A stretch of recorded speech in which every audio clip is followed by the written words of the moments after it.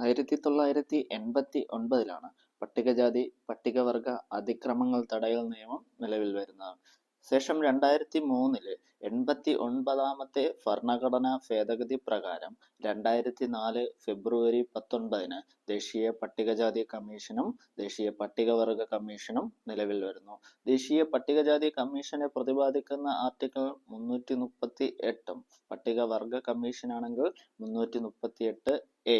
ഇനി 338B എന്താണെന്ന് വെച്ചാൽ ദേശീയ പിന്നോക്ക വിഭാഗ കമ്മീഷനാണ്.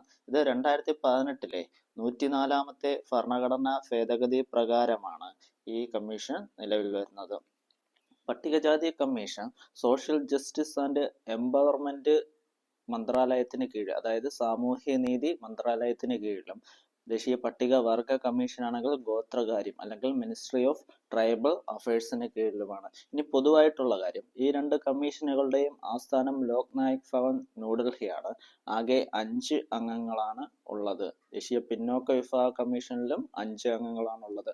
ഈ കമ്മീഷനുകളുടെ കാലാവധി 3 വർഷമാണ്. ഇവരെ നിയമിക്കുന്നത് രാഷ്ട്രപതിയാണ്. ഒരു പ്രധാനപ്പെട്ട പോയിന്റ്, ആംഗ്ലോ ഇന്ത്യൻ പ്രതിനിധികളുടെ ക്ഷേമവും ഐശ്വര്യവും ഉറപ്പുവരുത്തുന്നതിന് വേണ്ടി പ്രവർത്തിക്കുന്ന കമ്മീഷനാണ് ദേശീയ പട്ടികജാതി കമ്മീഷൻ.